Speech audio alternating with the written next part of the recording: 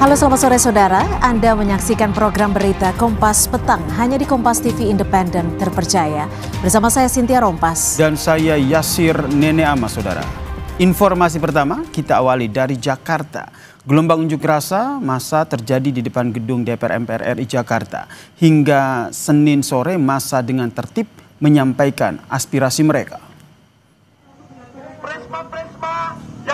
Organisasi mahasiswa serta BEM mahasiswa dari beberapa universitas melangsungkan aksi demo dengan damai. Mahasiswa juga terus menyuarakan masa demo agar tidak terprovokasi dengan oknum yang tidak bertanggung jawab. Polisi terlihat berjaga di kawasan aksi demonstrasi ini saudara. Sejumlah tuntutan disampaikan mahasiswa terkait dengan pengesahan RUU perampasan aset, reformasi Polri hingga pembebasan para demonstran yang ditahan polisi.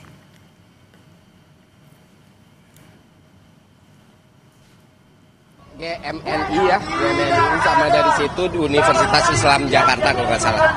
Dan sejauh ini juga kondusif, tidak ada unsur-unsur yang perlu dikhawatirkan dari aksi massa kali ini. Yang penting pemerintah kalau mau semua berjalan dengan baik, maka bekerjalah dengan baik. That's it.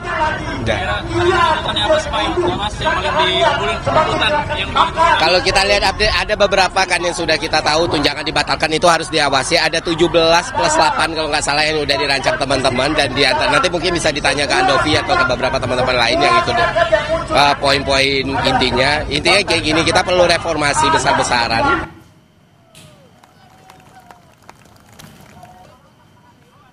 Sementara itu saudara, di Bandung, Jawa Barat, massa aksi meminta Polri mengusut tuntas tindakan represif dan kasus meninggalnya sopir ojol Afan Kurniawan.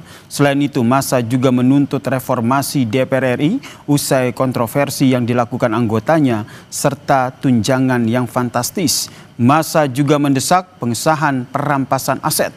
Massa meminta DPRD Jawa Barat menemui massa dan menerima aspirasi mereka.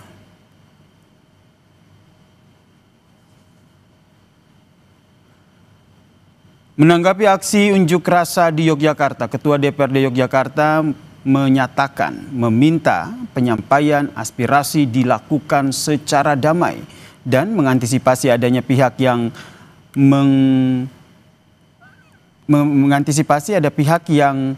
yang tidak bertanggung jawab. Dan Nur Hadi juga menjelaskan bahwa hak warga untuk unjuk rasa dijamin dan berpesan untuk tidak mudah terprovokasi dari pihak luar. Usai menggelar aksi damai di depan gedung DPRD DIY, massa aksi rencananya akan kembali menggelar aksi di titik 0 km Yogyakarta.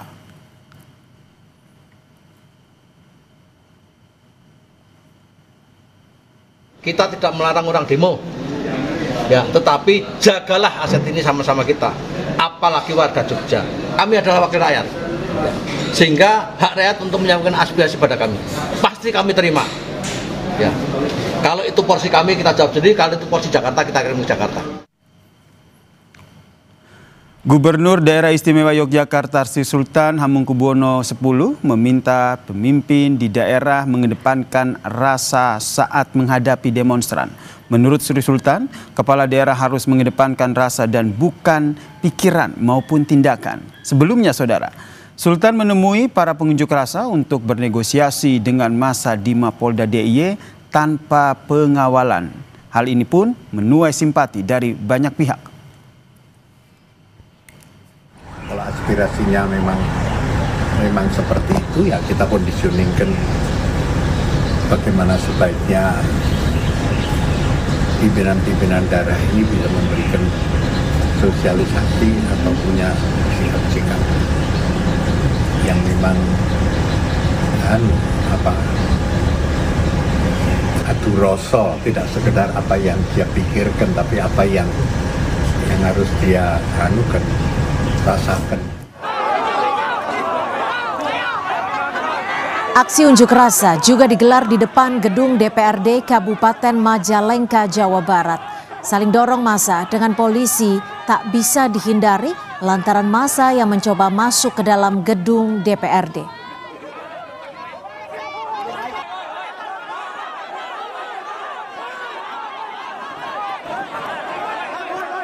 Gabungan dari mahasiswa dan warga sipil ini masih menyoroti soal tunjangan fantastis anggota DPR.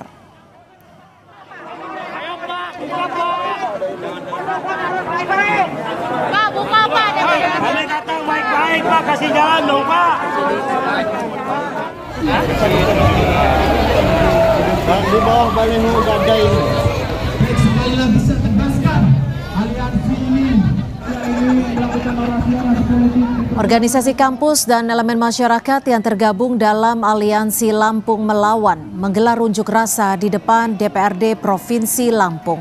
Massa tiba membawa berbagai bendera organisasi mahasiswa dan organisasi masyarakat serta melakukan orasi.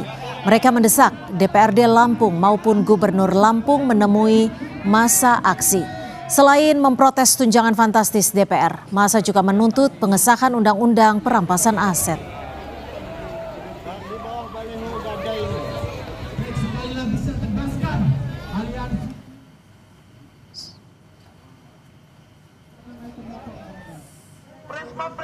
Saudara, kita pantau situasi terkini jalannya unjuk rasa di sejumlah titik ada di gedung DPR RI Senayan Jakarta dengan jurnalis Kompas TV Ariel Wiranata dan juga juru kamera Gahniar. Serta di Yogyakarta sudah ada jurnalis Kompas TV Michael Aryawan.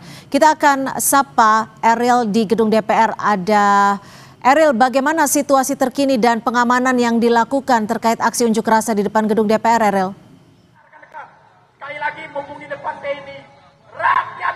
Ya, Sinti, saudara, saat ini di depan gedung DPR RI, tepatnya di Jalan Gatot Subroto, mahasiswa masih melakukan unjuk rasa atau demo yang dimana dengan tuntutan salah satunya adalah terkait dengan RUU perampasan aset yang sangat ditekankan, dan selain itu juga terlebih dengan pengawasan dengan tunjangan DPR RI yang masih menjadi tuntutan hingga saat ini. Dan selain itu juga memang jika dilihat dari situasi saat ini masih kondusif di depan gedung DPR RI, yang dimana juga untuk arus lalu lintas sendiri untuk kendaraan roda 2 dan roda 4 ini masih bisa melintasi dari Jalan Gatot Subroto baik dari jalan tol ataupun jalan non tolnya. Dan selain itu juga untuk petugas yang hadir berjaga ini diturunkan sebanyak sekitar 5.000 petugas yang diturunkan gabungan dari TNI dan Polri yang berada di depan gedung DPR RI dan sekitarnya. Selain itu juga dikatakan untuk arus lalu lintas ini akan dilakukan secara situasional melihat dari adanya situasi hingga saat ini. Namun memang jika saat ini masih dipastikan situasi depan gedung DPR RI masih terpantau normal. Dan selain itu juga tidak hanya dari mahasiswa saja yang hadir, Cynthia. Tadi saya sempat melihat adanya dari public figure hingga influencer juga ikut hadir, yang dimana mereka juga ikut menyuarakan terkait dengan tuntutan-tuntutan yang terjadi hingga saat ini kepada DPR RI. Dan ini merupakan juga dimana dari aksi yang berlanjut daripada aksi sebelum-sebelumnya. Cynthia. Ya, Ariel, lalu bagaimana dengan rekayasa lalu lintas di depan gedung DPR RI, Ariel? Teman-teman tahu. Ya, Cynthia dan saudara, informasi yang kami terima memang untuk rekayasa lalu lintas yang dilakukan di depan gedung DPR RI ini hingga saat ini masih dilakukan secara situasional. Karena melihat dari situasi masih kondusif hingga saat ini, sehingga kendaraan roda 2 ataupun roda 4 masih bisa melewati dari Jalan Gatot Subroto di depan gedung DPR MPR RI. Namun memang dihimbau, dari polisi mengatakan bahwa dihimbau dari masyarakat untuk mencari jalur alternatif lain, mengingat karena memang hingga saat ini di depan gedung DPR MPR RI masih cukup banyak dihadiri dari mahasiswa yang melakukan demo pada hari ini. Namun memang jika dilihat situasi hingga saat ini masih terpantau kondusif, Cynthia. Ya, apakah ada informasi perwakilan dari anggota DPR RI yang bersedia untuk menemui massa aksi? Tahu nggak kenapa DPR jadi kebal? Karena mereka adalah satu kesatuan. Ya, Cynthia, hingga saat ini kami masih belum menerima terkait adanya perwakilan dari DPR RI untuk menemui dari massa aksi. Namun memang dari sejumlah mahasiswa masih menyuarakan aspirasi mereka, yang dimana memang sebelumnya mereka sudah datang sejak pagi hari hingga sore hari ini, Cynthia. Yang dimana tuntutan tersebut yang paling terdengar saat ini saya berada di gedung DPR RI adalah terkait dengan kekerasan Polri yang sangat disorot oleh mahasiswa saat ini. Selain itu juga dikatakan tidak hanya itu, terkait dengan tunjangan DPR RI yang akan terus dikawal dari mahasiswa dan masyarakat yang melakukan aksi pada hari ini. Cynthia. Lalu bagaimana dengan pengamanan? Apakah pengamanan masih dilakukan oleh pihak dari kepolisian ataupun TNI, atau seperti apa pengamanan di sana? Ya, Cynthia dan saudara, jika saya melihat hingga saat ini, baik dari polisi, kemudian TNI pun sudah berada di depan gedung DPR MPR RI yang dimana untuk melakukan pengamanan. Nah, informasi yang kami terima yaitu sekiranya yaitu adalah sekitar 5.000 personil diturunkan di sekitar gedung DPR RI MPR RI yang dimana untuk menjaga keamanan dan kenyamanan bagi para peserta demo pada yang berada di depan gedung DPR MPR RI, hingga masyarakat yang ingin melakukan perjalanan mereka melalui depan gedung DPR ini bisa dengan nyaman dan bisa aktivitas seperti biasanya, Cynthia. Baik, kini kita bergeser ke Yogyakarta. Sudah ada jurnalis Kompas TV Michael Aryawan. Michael, bisa digambarkan seperti apa aksi unjuk rasa di Yogyakarta dan apa tuntutan dari masa aksi, Michael? Selamat petang Cynthia dan saudara. Unjuk rasa di Yogyakarta berlangsung dengan damai pada hari ini. Mereka memulai aksinya pada pukul 10 tadi dan mengakhirinya sekitar pukul 14.00. Mereka on time.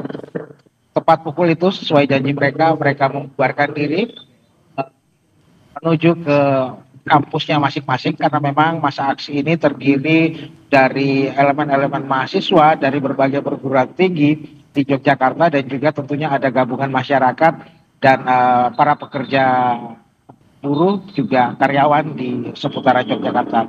Nah, kami mengulas sedikit jalannya aksi tadi, ya. Memang tanpa pengamanan polisi sama sekali, tidak ada polisi, tidak ada TNI, yang ada hanya security dari Universitas Gadjah Mada karena memang kawasan unjuk rasa berada di zona kampus UGM. Namun semua berjalan dengan lancar dan memang dari pihak koordinator aksi juga menurunkan tim pengamanan sendiri. Mereka berusaha mengamankan semua peserta yang berada di tempat ini, mengawasi jangan-jangan misalnya ada penyusup yang mencoba untuk memprovokasi massa sehingga kerusuhan seperti yang terjadi pada hari-hari kemarin kembali berulang. Dan syukur unjuk rasa damai berlangsung dengan baik di Yogyakarta pada hari ini. Nah, terkait tuntutan, sama dengan daerah-daerah lain, di mana pada tuntutan pertama mereka mengecam represivitas aparat yang membuat rekan-rekan mereka atau masyarakat menjadi korban, baik korban jiwa maupun korban luka. Seperti di Jakarta ada pengemudi ojek daring yang meninggal dunia, begitu juga di Yogyakarta ada mahasiswa yang menjadi korban dari unjuk rasa. Nah, mereka berharap kejadian itu tidak kembali terulang dan mahasiswa pun berjanji akan terus melakukan aksi damai dan sehingga tidak terjadi saling berbalas kekerasan. Nah, di poin-poin berikutnya mereka kembali kepada tuntutan reformasi kebijakan baik di tingkat DPR RI maupun juga di tingkat pemerintah. Jika di DPR RI ada reformasi kebijakan terkait tunjangan, di pemerintah mereka meminta pemerintah mengkaji ulang kebijakan-kebijakan yang tidak pro rakyat atau tidak efisien di mata mereka, misalnya adanya efisiensi anggaran pendidikan sehingga mahasiswa menjadi sulit mendapatkan anggaran pendidikan. Kemudian makan bergizi gratis yang dianggap pemborosan juga perlu dikaji ulang. Nah, ada tuntutan-tuntutan lain, masih ada sederet yang lain, diantaranya Undang-Undang Perampasan Aset tentunya, Cynthia. Baik, terima kasih atas laporan Anda Michael Aryawan langsung dari Yogyakarta. Dan sebelumnya sudah ada Eril Wiranata melaporkan langsung dari depan gedung DPR RI. Terima kasih rekan-rekan, jaga keselamatan Anda. Usai jeda saudara, Kompas Petang masih akan hadir dengan informasi jam mewah merek Richard Mille milik Ahmad Sahroni yang sempat diambil akhirnya dikembalikan.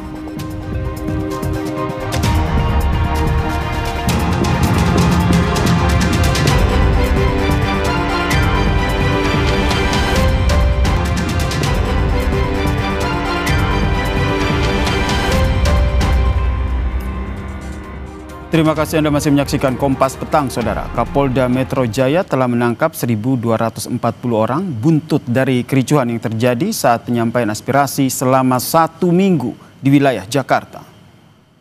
Ribuan orang yang ditangkap kebanyakan berasal dari wilayah Banten dan juga Jawa Barat. Sementara itu, untuk tindakan perusakan dan penjarahan, polisi sedang mendalami Polisi dan TNI berkomitmen akan menindak tegas oknum yang melakukan anarkis dan penjarahan di tengah aksi demonstrasi yang disuarakan oleh massa.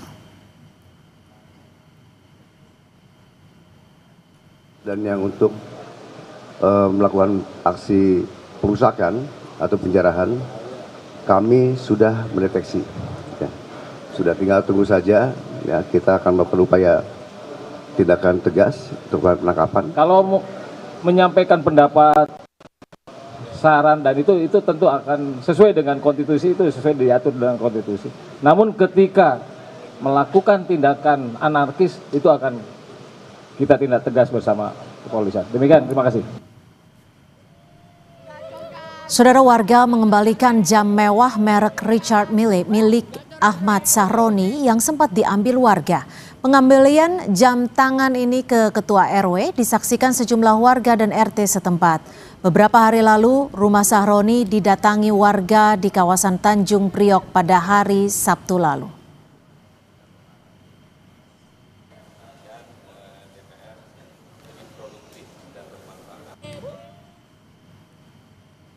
Dilansir dari website resmi Richard Mille, jam tangan Sahroni dengan tipe 4001 McLaren Speedtail merupakan jam tangan edisi terbatas. Jam tangan yang hanya diproduksi 106 buah saja di dunia, dibanderol dengan harga $695.000 Amerika Serikat atau jika dirupiahkan sekitar 11 miliar rupiah menurut laman Chrono 24.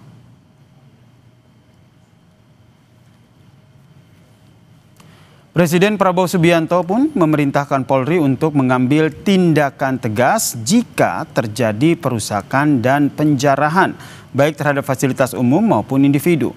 Prabowo menegaskan tindakan penjarahan dan perusakan fasilitas umum adalah pelanggaran umum. Penyampaian pendapat dijamin dan dihormati negara, namun harus dilakukan dengan damai. Negara akan hadir dan melindungi hak-hak rakyat. Kepada pihak kepolisian dan TNI, saya perintahkan untuk mengambil tindakan yang setegas-tegasnya terhadap segala macam bentuk pengerusakan fasilitas umum, penjarahan terhadap rumah individu ataupun tempat-tempat umum atau sentra-sentra ekonomi. Sementara itu, Saudara, Gubernur Jakarta Pramono Anung mengungkap kerugian materi dampak demonstrasi di Jakarta. Di antaranya ada 22 halte Transjakarta yang rusak, 6 diantaranya ludes terbakar. Kerusakan akibat demonstrasi tidak main-main.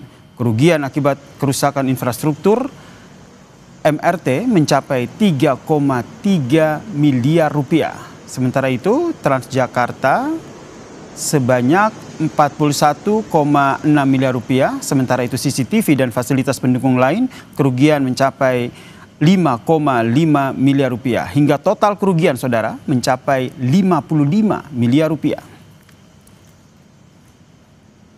Infrastruktur untuk MRT sebesar 3,3 miliar MRT. Transjakarta kurang lebih 41,6 miliar. Kemudian kerusakan CCTV infrastruktur lainnya 5,5 miliar. Sehingga total kerusakan ada 55 miliar.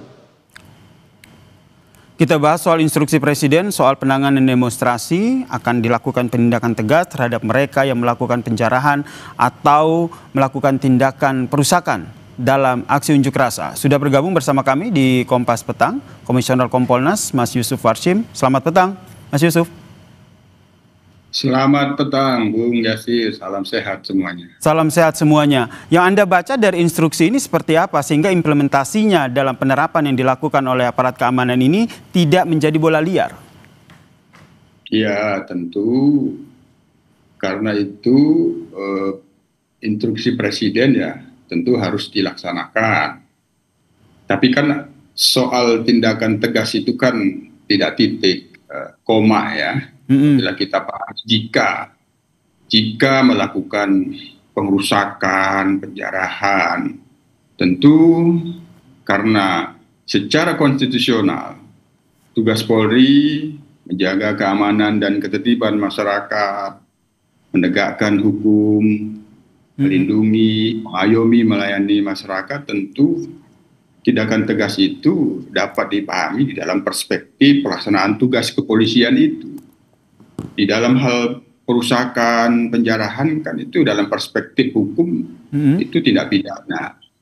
Maka kami sebagai pengawas fungsional kinerja kepolisian tentu memastikan bahwa ketika telah terjadi satu peristiwa pidana, pengerusakan, penjarahan, maka tentu langkah-langkah yang dilakukan juga harus konstitusional. Baik, ini termasuk mengawasi tindakan penjarahan maupun aksi anarkistis yang juga tengah berlangsung ya. Apakah dari Komisioner Kompolnas sendiri Anda sudah dapat informasi terkait dengan pengusutan soal penjarahan sejumlah rumah anggota DPR termasuk rumah dari Menteri?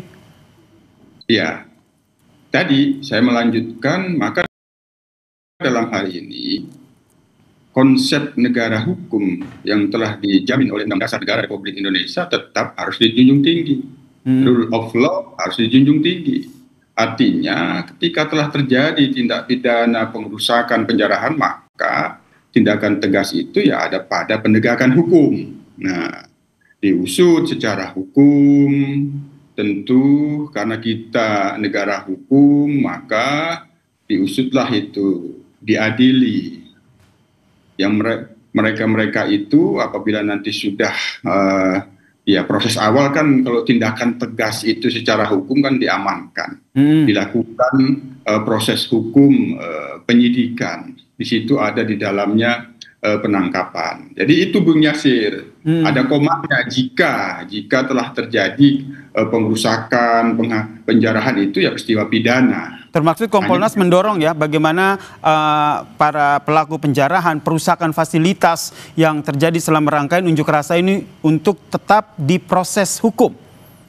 Ya di dalam konteks tugas kepolisian kan itu penegakan hukum itu kan proses ya. Proses bahwa di dalam proses penegakan hukum itu kan ada sistem peradilan. Tidak dilakukan tindakan semena-mena. Itu yang tentu yang menjadi tugas kepolisian. Tapi kan sebelum ke sana, tugas kepolisian itu kan banyak, Bung Yasir. Ada preemptif, preventif. Nah, di dalam konteks itu kan perlu dilakukan pembinaan dan pencegahan. Nah, artinya pembinaan dan pencegahan ini untuk memulihkan situasi, mengendalikan keamanan dan ketertiban masyarakat secara kondusif sebelum ada peristiwa lain-lainnya yang menyebabkan terjadinya tindak pidana, pemolisian untuk yang membina, mencegah itu tetap harus dilakukan. Nah, jadi instruksi presiden sekali lagi memang harus dilaksanakan, tapi presiden sesungguhnya telah memberikan satu rambu-rambu yang dimaksud itu ada apabila ada peristiwa yang disebut perusakan itu kan pidana, penjarahan itu pidana, maka sekali lagi kami tentu sebagai pengawas fungsional, fungsi penegakan hukum di dalam tindakan tegas itulah tentunya yang mewujud. Nah, proses hukum itulah yang mewujud, penegakan hukum itulah yang mewujud, artinya tidak ragu-ragu. Ya kalau namanya perusakan kan nggak perlu ragu-ragu bahwa itu peristiwa pidana yang itu harus diusut secara hukum. Itu Bung Yasir. Ya, kita sepakat di situ. Kemudian instruksi dari Presiden memberikan tindakan tegas ini, apa yang harus dilakukan oleh polisi dalam implementasinya? Karena dikhawatirkan instruksi ini malah menjadi bola liar begitu, diartikan yang berbeda-beda di massa, di publik, sehingga ini menjadi sebuah hal yang tidak baik. Nah, disitulah pentingnya Kompolnas sebagai pengawas. Tentu kami memastikan Polri tetap dalam posisi melaksanakan tugas pemolisian di dalam proses hukum terhadap peristiwa-peristiwa pidana yang itu disebut Presiden perusakan dan penjarahan, ya benar-benar dilakukan secara profesional, secara prosedural dan proporsional. Itu yang tentu yang kami pastikan, sehingga apa yang dilakukan oleh kepolisian itu tidak luput dari tugas polisi memberikan perlindungan, pengayoman dan pelayanan masyarakat. Jadi tentu tidak dipahami bahwa itu dipahamkan secara tanpa batas, secara luas seluas-luasnya. Sekali lagi, apa yang dimaksud Presiden itu sebenarnya sudah memberikan satu batasan-batasan ketika terjadi satu peristiwa yang itu terjadi pelanggaran hukum, memang kan harus ditindak ya secara hukum, tidak dilakukan penindakan secara semena-mena, apalagi yang itu berkonotasi, bermuatan yang bisa dipersepsikan penyalahgunaan kewenangan. Itu yang kami terus pastikan sebagai pengawas fungsional menjalankan instruksi Presiden oleh Kepolisian Negara Indonesia, Bung Yasir. Jadi jelas ya, akan ditindak secara hukum untuk mereka yang melakukan penjarahan, aksi anarkistis ini yang jadi fokus ya. Kemudian Bang Yusuf, kalau kita lihat kan ada beberapa warga yang melakukan penjarahan kemarin sudah mengembalikan barang-barang jarahan mereka. Ini menurut Anda penanganannya akan seperti apa dari polisi? Ya, proses hukum kan namanya due process model. Kalau kita di dalam sistem peradilan pidana. Due proses model itu kan ada sebuah proses di mana terlapor ataupun pelaku, terduga pelanggar, tersangka juga itu punya hak-haknya. Artinya ketika itu telah dikembalikan, nah maka kan itu menjadi barang bukti. Itu kan menjadi barang bukti bahwa telah terjadi satu pencurian misalnya. Sekali lagi Bung Yasir, kami memastikan bahwa tindakan tegas sesuai dengan yang dimaksud oleh tugas kepolisian yang di dalamnya adalah penegakan hukum, di mana hukum dilakukan secara profesional, transparan, dan akuntabel, dan ujungnya adalah keadilan. Jadi proses hukum itu ya kita pastikan tidak semena-mena, apalagi penyalahgunaan kewenangan. Kami terus mendorong proses hukum itu dilakukan secara profesional, transparan, dan akuntabel. Itu Bung Yasir. Iya, itu yang kita dorong bersama ya, sehingga dalam pelaksanaannya pun akan sama-sama kita kawal begitu. Terima kasih Komisioner Kompolnas Bang Yusuf Warship telah bergabung bersama kami di Kompas Petang. Salam sehat. Salam sehat semua. Saudara, informasi lainnya masih akan kami sajikan selepas jeda. Di antaranya Presiden Prabowo Subianto menjenguk anggota polisi yang menjadi korban luka dalam aksi unjuk rasa yang berujung ricuh di sejumlah tempat di Jakarta.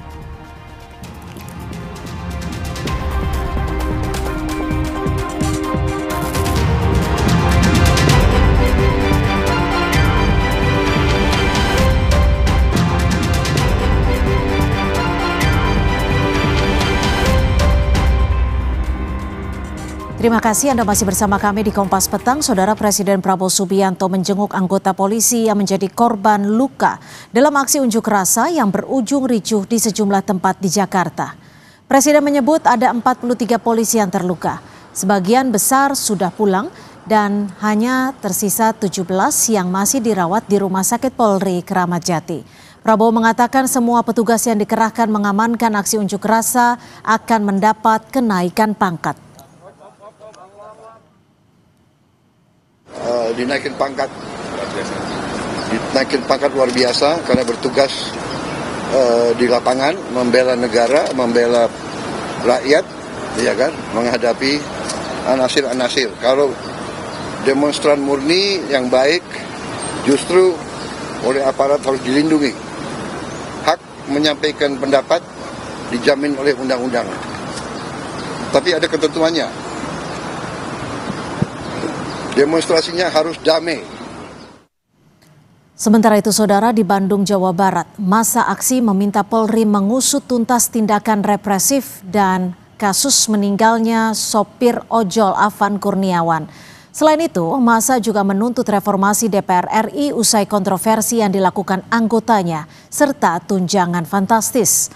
Massa juga mendesak pengesahan perampasan aset.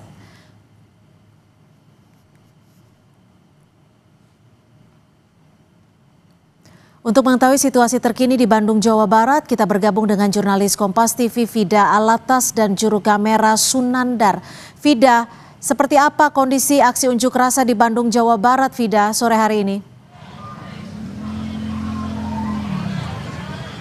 Cynthia, aksi unjuk rasa tadi dimulai pada pukul 14.00 di mana masa aksi yang terdiri dari aliansi mahasiswa yang tergabung dalam organisasi ekstra Universitas Sekota Bandung ini mulai memenuhi gedung DPRD Provinsi Jawa Barat.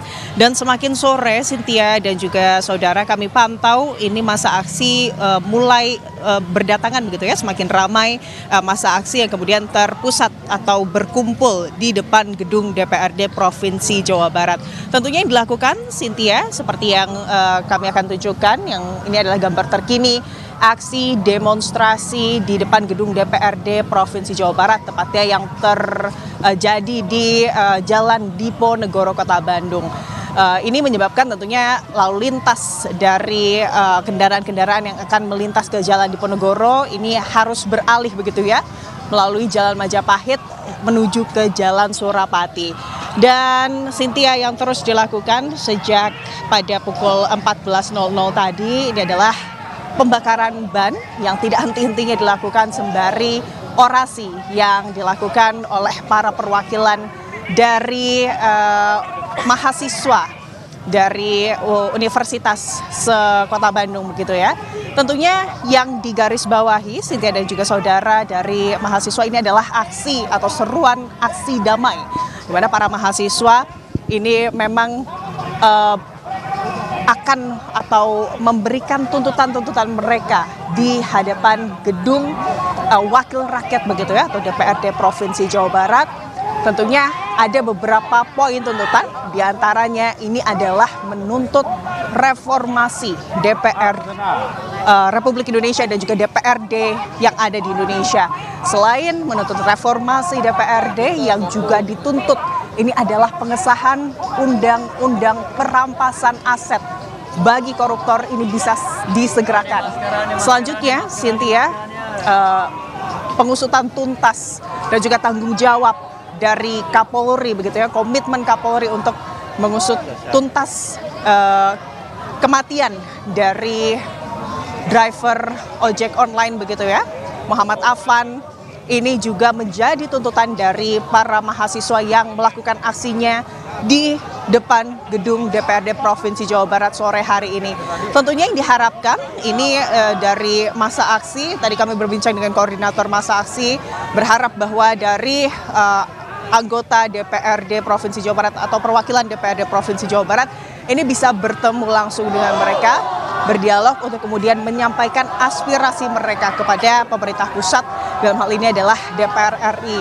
Dan selain tadi orasi-orasi pembakaran ban yang juga dilakukan, ini adalah penutupan pagar DPRD Provinsi Jawa Barat dengan sejumlah spanduk yang berisi tuntutan. Jadi di depan pagar begitu ya, gedung DPRD Provinsi Jawa Barat ini sudah tertutup habis oleh spanduk-spanduk yang dibawa oleh mahasiswa yang menjadi masa aksi sore hari ini, Cynthia. Baik, terima kasih atas laporan Anda, Vida Alatas, langsung dari Bandung, Jawa Barat. Saudara, informasi lainnya masih akan kami hadirkan, saudara. Di tengah rentetan aksi demonstrasi, Presiden Prabowo Subianto meminta TNI Polri menindak tegas tindakan pelanggaran hukum.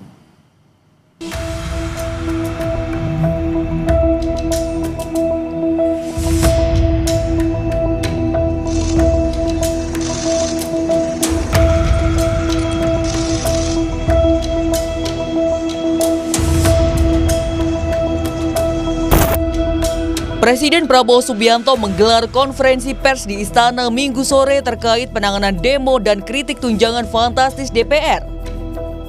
Pernyataan pers ini turut dihadiri sejumlah ketua umum partai politik, diantaranya Ketua Umum PDIP Megawati Soekarno Putri, hingga Ketua Umum Partai Nasdem Surya Paloh.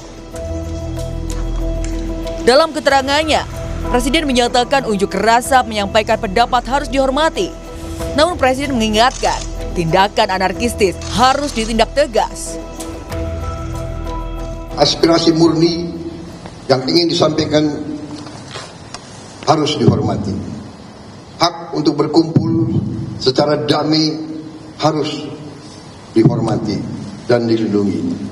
Kepada pihak kepolisian dan TNI, saya perintahkan untuk mengambil tindakan yang setegas-tegasnya terhadap segala macam bentuk pengerusakan fasilitas umum, penjarahan terhadap rumah individu ataupun tempat-tempat umum atau sentra-sentra ekonomi.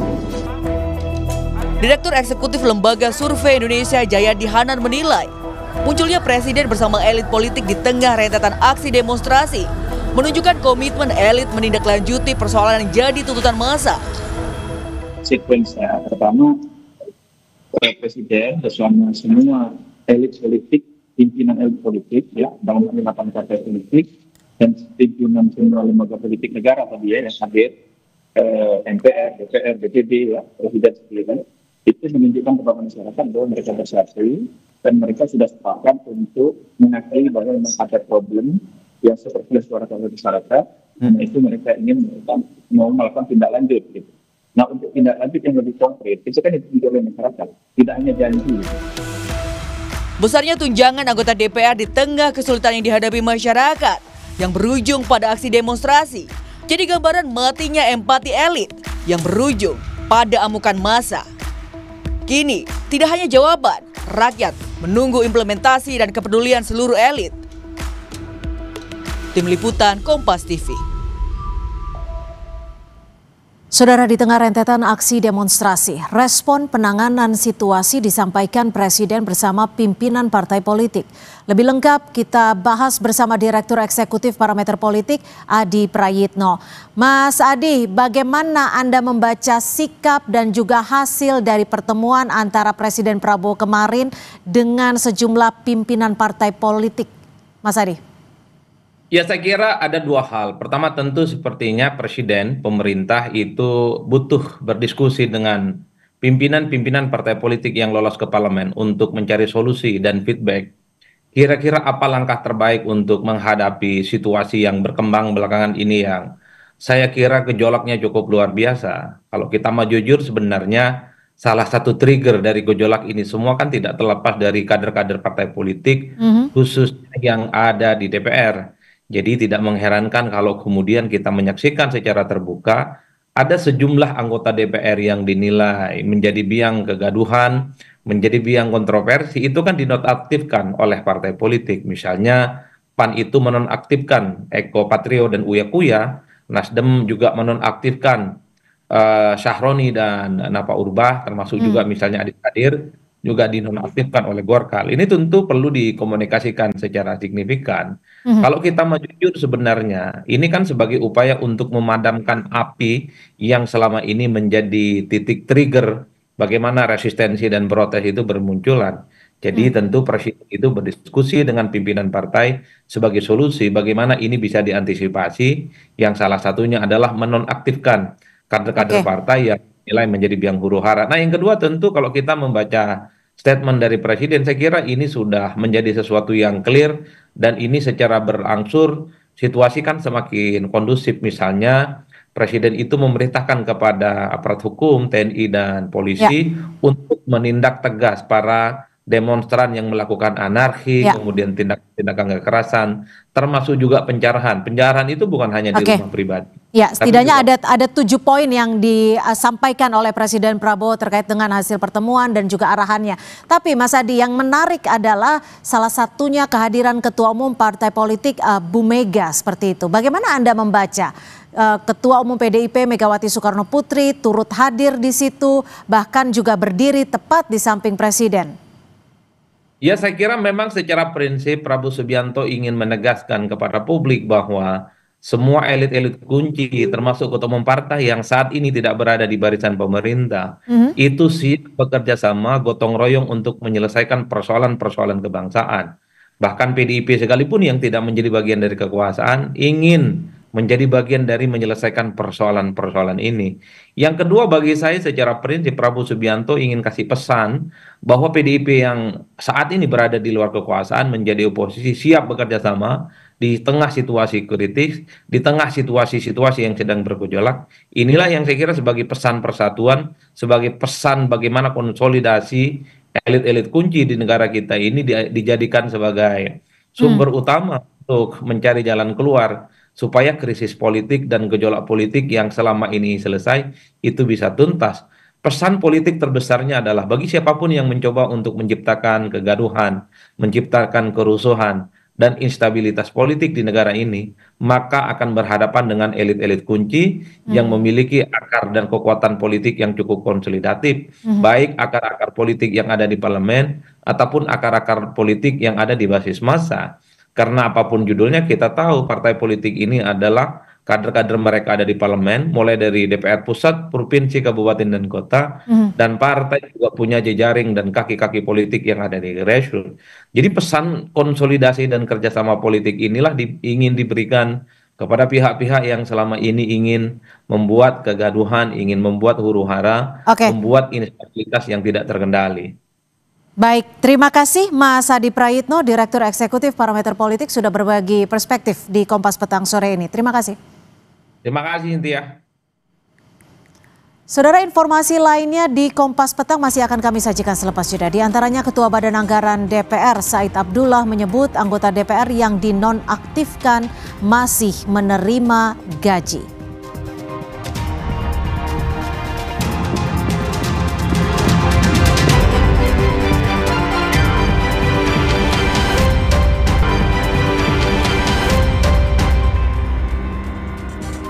Saudara Ketua Badan Anggaran DPR Said Abdullah menyebut anggota DPR yang dinonaktifkan masih menerima gaji.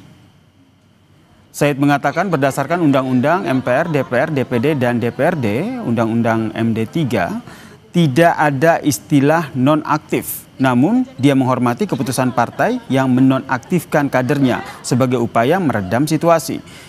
Dia menambahkan, mengacu pada peraturan tentang tata tertib DPR, anggota DPR yang diberhentikan sementara masih mendapat gaji. Sebelumnya, Saudara, Partai Nasdem menonaktifkan Ahmad Saroni dan Nafa Urbah buntut pernyataan kontroversial yang menyulut kritik publik. PAN menyusul dengan menonaktifkan Eko Patrio serta Uya Kuya. Sementara itu, Golkar juga mengambil sikap dengan menonaktifkan kadernya sekaligus Wakil Ketua DPR Adis Kadir. Kan belum ada PA. Baik tatip maupun undang-undang MD3 memang tidak mengenal istilah nonaktif. Namun saya menghormati keputusan yang diambil oleh Nasdem, PAN, Golkar.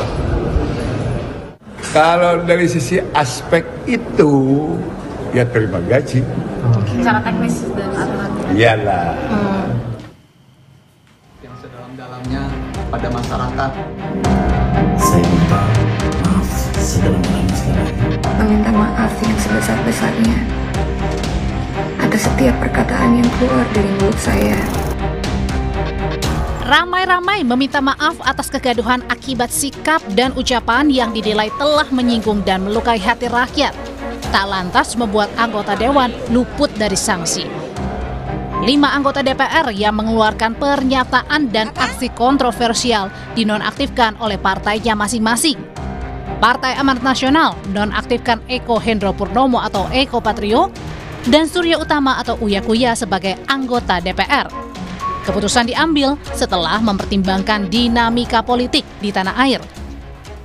DPP Partai Amanat Nasional memutuskan untuk menonaktifkan saudaraku Eko Hendro Purnomo dan saudaraku Surya Utama sebagai anggota DPR RI dari fraksi Partai Amanat Nasional DPR. Hal yang sama juga dilakukan Partai Nasdem yang menonaktifkan Ahmad Saroni dan Nafa Urbah sebagai anggota DPR RI dari fraksi Nasdem. Langkah ini diambil karena keduanya dinilai telah mencederai perasaan rakyat dan menyimpang dari perjuangan partai. Hingga saat ini, Saroni sendiri belum menyampaikan permintaan maaf ke publik. Ada pernyataan dari para wakil rakyat, khususnya anggota DPR RI dari fraksi Partai Nasdem yang telah menyinggung dan mencederai perasaan rakyat. DPP Partai Nasdem menonaktifkan Saudara Ahmad Saroni dan Nafa Urbah sebagai anggota DPR RI dari fraksi Partai Nasdem. Partai Golkar juga menonaktifkan Adis Kadir sebagai anggota DPR. Keputusan diambil menyusul pernyataan Adis Kadir soal tunjangan fantastis DPR dinilai tidak peka dan memantik amarah rakyat. Dewan Pimpinan Pusat Partai Golkar secara resmi menonaktifkan Saudara Adis Kadir sebagai anggota DPR RI dari fraksi Partai Golkar. Setelah dinyatakan nonaktif melalui pimpinan partai politik, tidak otomatis mengubah status anggota DPR yang masih melekat. Karena dari sisi hukum, mereka tetap berstatus anggota DPR sampai adanya penggantian antar waktu yang bisa dilakukan setelah ada pemberhentian antar waktu yang disampaikan pimpinan partai politik kepada pimpinan DPR. Tim Liputan, Kompas TV.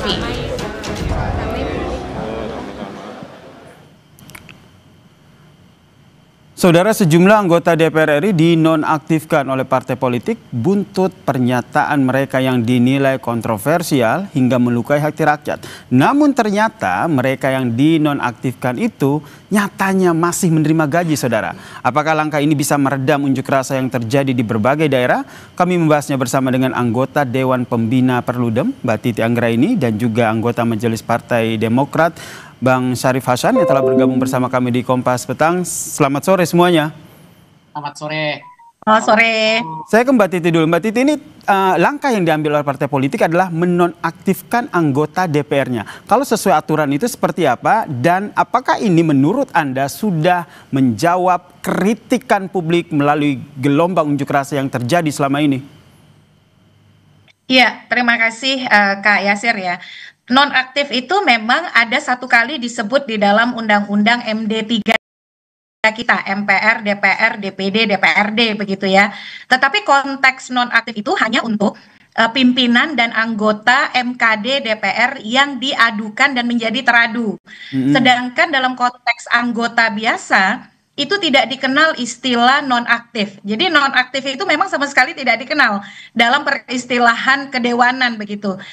Dalam konteks misalnya pemberhentian memang ada dikenal 3 hal. Yang pertama pemberhentian antar waktu, dan itu pemberhentian dilakukan karena mengundurkan diri, meninggal dunia, atau diberhentikan. Itu diatur di pasal 239 Undang-Undang nomor 17 tahun 2014 tentang MD 3. Kemudian ada juga penggantian antar waktu. Nah, penggantian antar waktu ini adalah mengganti anggota DPR yang diberhentikan tadi dengan anggota DPR dari dapil yang sama, yang berasal dari partai yang sama, yang memperoleh suara terbanyak berikutnya begitu. Dan yang ketiga juga dikenal istilah pemberhentian sementara. Nah, tetapi pemberhentian sementara ini hanya untuk anggota dewan yang menjadi terdakwa karena melakukan tindak pidana. Jadi kalau bagi saya istilah nonaktif itu merupakan keputusan politik internal partai yang tidak berkaitan dengan status formal kedewanan begitu ya. Itu kebijakan disiplin partai. Tetapi apakah kemudian mereka menjadi kehilangan status keanggotaan dewannya? Menjadi tidak.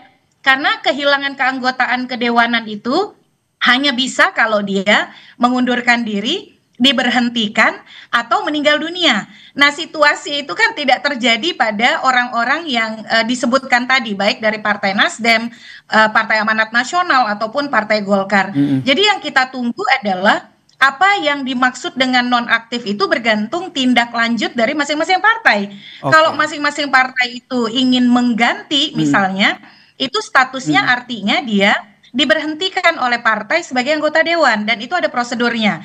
Pimpinan partai harus mengusulkan kepada pimpinan DPR, nanti pimpinan DPR mengkonfirmasi kepada KPU bahwa ada yang diberhentikan oleh partai dan akan bertanya siapa yang memperoleh suara terbanyak berikutnya. Jadi prosedur formalnya seperti itu. Mbak Titi, berarti dengan kata lain ini bisa dikatakan partai politik ini main aman aja begitu ya, menonaktifkan untuk sementara meredam?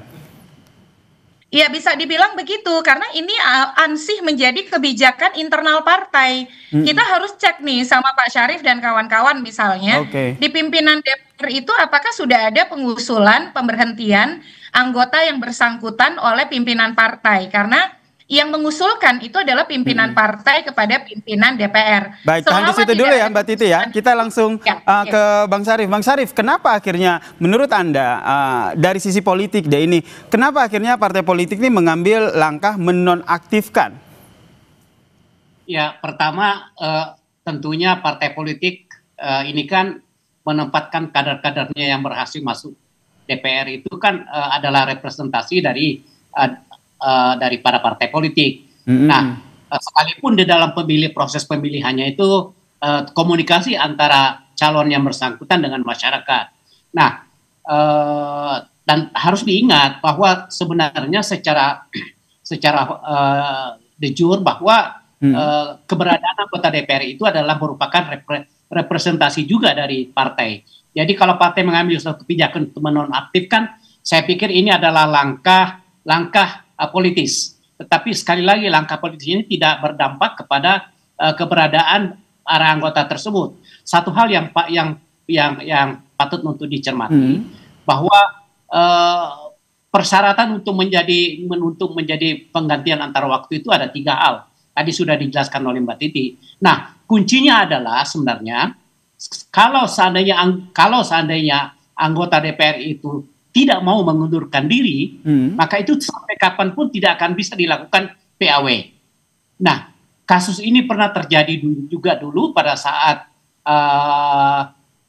pimpinan DPR akan dilakukan PAW sampai akhir masa sidang, masa waktunya itu juga tidak bisa dilaksanakan. Karena apa? Anggota tersebut tidak mau mengundurkan diri. Yang kedua adalah karena kebijakan partai itu tidak sesuai dengan yang tertera di dalam Undang-Undang Nomor 7 tahun 2017 tentang penggantian antar waktu. Jadi pertama yang harus dilakukan setelah penonaktifan ini, kita harus melihat apakah ada surat pengunduran diri dari anggota DPR tersebut. Kalau itu tidak ada, maka persoalannya tidak akan berakhir. Persoalannya panjang. Nah, ini apakah ini juga Mas Syarif, ini juga apakah juga dibahas kemarin antara Presiden Prabowo dengan sejumlah ketua umum partai politik terkait dengan akhirnya mengambil kesepakatan menonaktifkan? Kenapa tidak langsung meminta anggota dewan mereka, ya udah kalian telah mencederai rakyat, mundur aja deh. Tapi jangan dijawab dulu ya. Kita bahas usai jeda, tetaplah bersama kami di Kompas Petang.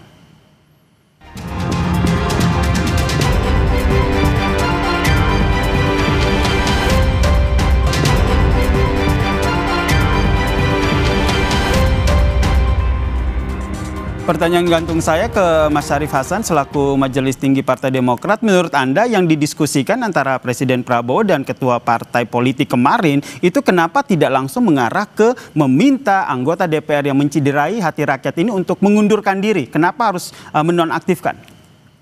Ya, saya pikir itu kan yang sifatnya teknis tentunya diserahkan kepada partai-partai politik yang bersangkutan. Kan Presiden kan mengambil hanya kebijakan makro saja, ya kan? Menyangkut masalah teknisnya tentunya diserahkan kepada partai-partai politik yang bersangkutan dan prosedur bagaimana untuk dilakukan pergantian antar waktu. Saya pikir Presiden mengambil kebijakan tersebut sudah tepat, ya kan. Jadi tidak terlalu mendetail. Semuanya bisa diselesaikan oleh partai. Silahkan partai menyelesaikan. Saya pikir itu intinya. Baik, dan akhirnya keputusannya adalah menonaktifkan begitu ya. Sekarang kita fokus ke menonaktifkan, tidak ada opsi mengundurkan diri begitu. Kalau menurut Mbak Titi sendiri prosesnya akan sepanjang apa? Ya, sebenarnya kalau bagi saya yang paling krusial dan paling strategis itu adalah anggota dewan yang bermasalah atau problematik di mata masyarakat ini mengundurkan diri. Anda mendorong itu Anda mendorong agar mereka menyampaikan secara terbuka karena sudah mencederai hati rakyat untuk mengundurkan diri ya? Oh iya benar, karena kan dengan segala permintaan maaf yang sudah dilakukan, tindakan partai yang menonaktifkan, lalu efek ikutan yang terjadi, sebenarnya itu sudah menjadi dasar yang sangat kuat untuk mengambil tindakan elegan dan bermartabat, yaitu mengundurkan diri. Baik, ini akan membawa dampak marwah yang baik dan juga rekam jejak yang setidaknya menjaga kehormatan mereka secara personal dan juga bagi partai politiknya. Karena tradisi mengundurkan diri itu menjadi pembelajaran politik yang berharga untuk publik. Bahwa setiap perbuatan itu akan mendapatkan konsekuensi yang disadari secara personal. Itu adalah tanda-tanda integritas sebenarnya ya.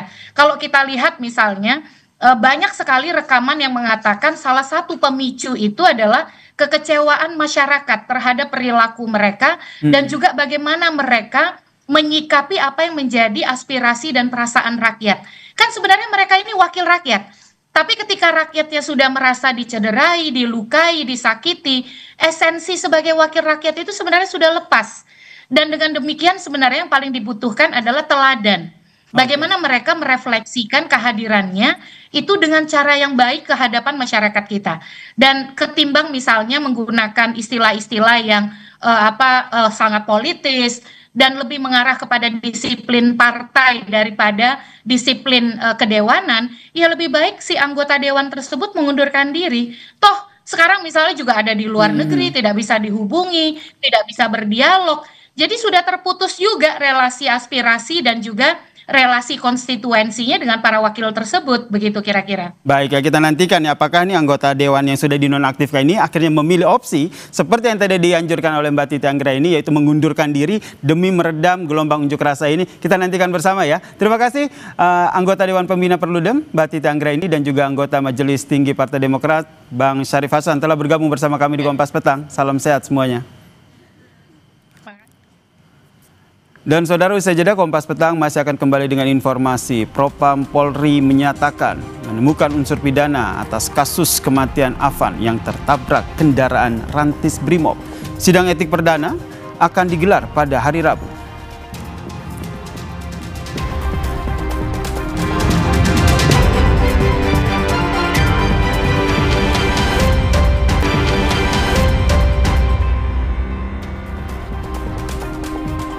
Saudara, terima kasih Anda masih bersama kami di Kompas Petang. 2 dari 7 anggota Brimob penabrak pengemudi ojek daring Afan Kurniawan ditetapkan telah melakukan pelanggaran berat. Ketujuh anggota Brimob tersebut kini masih dipatsuskan. Kepala Biro Pertanggungjawaban Profesi Kepolisian Div Propam Polri Brigjen Agus Wijayanto menyatakan Kompol K dan Bribka R yang merupakan sopir kendaraan taktis yang digunakan saat insiden diketahui melakukan pelanggaran berat dengan ancaman hukuman pemberhentian tidak dengan hormat. Sementara 5 anggota lainnya yang merupakan penumpang dalam kendaraan rantis tersebut diketahui melakukan pelanggaran sedang. Agus menambahkan Selasa besok akan melakukan gelar perkara karena ditemukan adanya unsur pidana. Kategori pelanggaran berat dapat dituntut dan dapat dituntut ancamannya adalah pemberhentian tidak dengan hormat. PTDH ditemukan ada unsur, oleh karena itu unsur pidana. Oleh karena itu kita laksanakan gelar besok hari Selasa dengan mengundang seluruh komponen dari pengawas eksternal, ada Kompolnas, ada Komnas HAM, pengawas internalnya ada dari Itwasum dan ada Bareskrim termasuk Divkum. Presiden Prabowo Subianto dengan tegas kembali meminta agar kasus tewasnya pengemudi ojek daring Afan Kurniawan yang ditabrak rantis Brimob segera diproses dengan cepat. Prabowo meminta agar pemeriksaan terhadap petugas yang melakukan kesalahan atau pelanggaran harus dilakukan secara transparan dan prosesnya dapat diikuti publik. Terhadap petugas yang kemarin melakukan kesalahan ataupun pelanggaran, saat ini kepolisian negara Republik Indonesia telah melakukan proses pemeriksaan. Ini telah saya minta dilakukan dengan cepat, dengan transparan, dan dapat diikuti secara terbuka oleh publik. Sementara itu, mantan Menko Polhukam Mahfud MD menyatakan korban yang ditimbulkan saat pengamanan demo menjadi tanggung jawab atasan dari aparat yang bertugas. Menurut Mahfud, seharusnya atasan dapat memberikan komando dengan cermat sehingga tidak menimbulkan korban jiwa. Terkait aksi unjuk rasa yang berujung kericuhan hingga memakan korban jiwa, Mahfud MD juga mengkritisi polisi dan rakyat kini menjadi korban.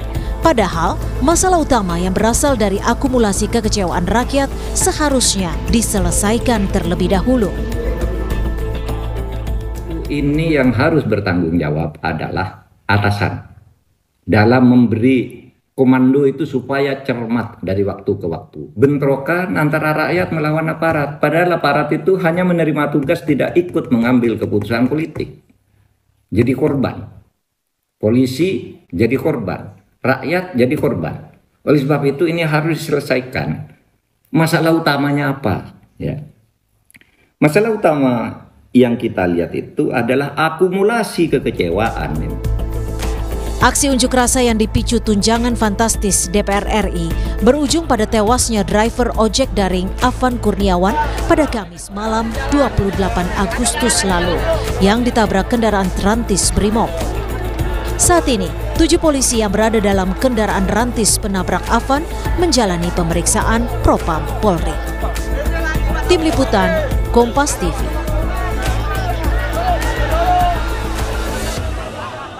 Wakil Presiden Gibran Rakabuming menjenguk korban dampak aksi unjuk rasa di Jakarta. Informasi lengkapnya usai jeda. Kompas Petang kembali.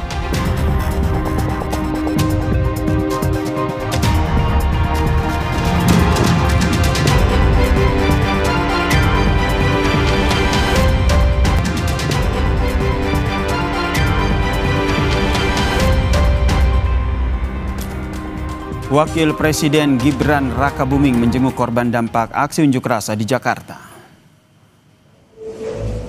Wapres menanyakan keadaan para korban dari anggota polisi yang mengamankan aksi unjuk rasa. Selain menjenguk korban dari polisi, Wapres juga menjenguk korban luka dari masyarakat umum yang dirawat di Rumah Sakit Polri.